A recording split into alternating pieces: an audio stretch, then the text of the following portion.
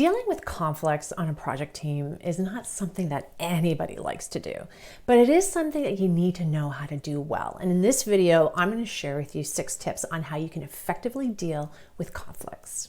Encourage open communication from the beginning. As a project manager, it's actually your job to have great communication with your team. And if you set this up from the beginning, and by listening to people, asking them for their input, it's actually going to help you resolve conflicts down the road. So what are some things that you can look at to really set the tone of having really good open communication from the beginning? So in essence, you're thinking about trying to ensure that you don't have really conflicts down the road. Well, the first thing to consider is setting up clear expectations, communicate the vision and goals, keep people in the loop with what's going on, and actively listen to your team and ensure they have everything they need to be successful.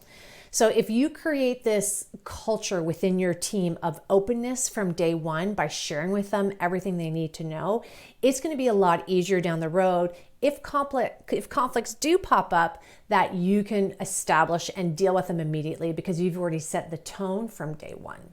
Before we get into the next tips when it comes to conflict resolution, I would like for you to contemplate getting this. Conflict resolution is critical, and guess what? Understanding what some common mistakes are just as critical. And for you, I've created this based on my experience, and it's really easy to get. The link is underneath this video. Understand the source. Now, what do I mean by this? When you have conflict, you have to understand, where is this conflict coming from? Is it coming from activities in the project overall? Is it coming from a single person? Why is it you need to distinguish this? Because depending on where it's coming from, where the source is, you're going to treat it differently. Sometimes if it's coming from a person, some people may have hidden agendas. They may have a bee in their bonnet for whatever reason, and so they start to derail stuff and conflict starts to arise. Or maybe they just came on late to the project and you didn't bring them on board by setting the tone properly through communication. This is why doing that at the beginning of your project is so critical. But if it's also issues within the project, then you need to bring teams together. And this is why understanding the source is so important, because you may address them differently. If it's a person who's creating the conflict, then you'll probably want to have a one-on-one with them. You want to bring them back and remind them of why everyone is here and the agreements everybody made through your charter. If it's a group conflict, then you definitely want to do it as a group. You want to have everyone brainstorm it out to figure out how to move and get through it. So understanding your source of where the conflict is going to have your approach slightly different based on how you need to address it. Use emotional intelligence skills. What, Adriana? We're talking about conflict. All right, sometimes conflict is not happening where someone is speaking it out loud, or they're physically, you know that they're conflict because you can tell they're just two people pitted against each other, or no one's happy, there's yelling, whatever it may be. Sometimes it's hidden. And that's where emotional intelligence comes into play. So can you hear, see, feel the underlining message of conversations, the way people are behaving subconsciously? That's why your emotional intelligence skills are really important, because you need to be able to read that room. Even though people are saying one thing, are their body language, maybe the hidden meaning behind things, is it slightly different? So by really being attuned to your own emotional intelligence, like how are you feeling at this point in time, that's probably a great way to really tap into your emotional intelligence of reading other people, is read yourself first. Think of those scenarios when you said one thing, but you really meant something else. And if you can start picking up on how that looks and feel, I promise you'll start picking up on other people. And that becomes really important in a project, because sometimes conflicts are not ones that are just in front of you. They're the hidden ones that you actually need to deal with sooner than later, because those are going to have a bigger impact. Emphasize areas of agreement.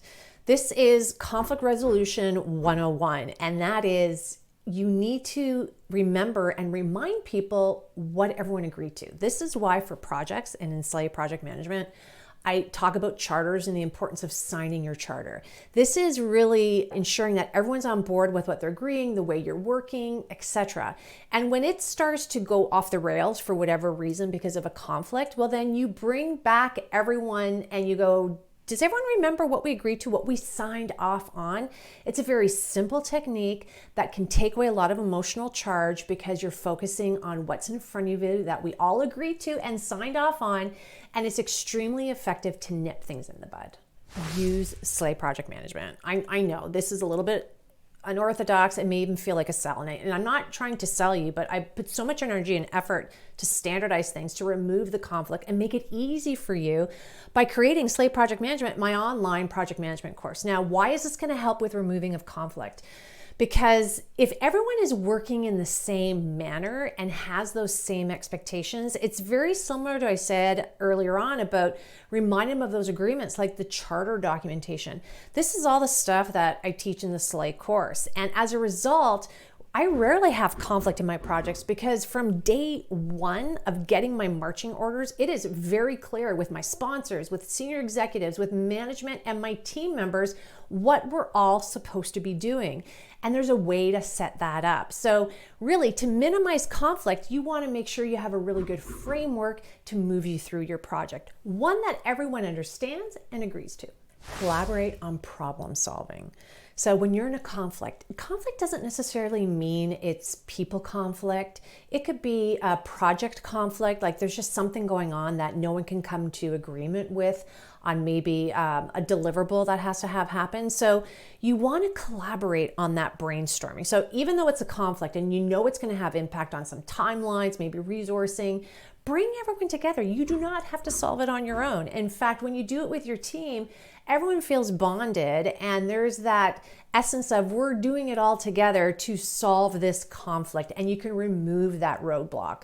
So by doing collective brainstorming sessions, really looking at those issues, really listening to everyone and their ideas, do it in a workshop setting so it's not just in a meeting, so you can have a little bit of fun as well. Ideally in person if you can, but if you can't, virtual is fine too. But again, collaboration is key to removing roadblocks.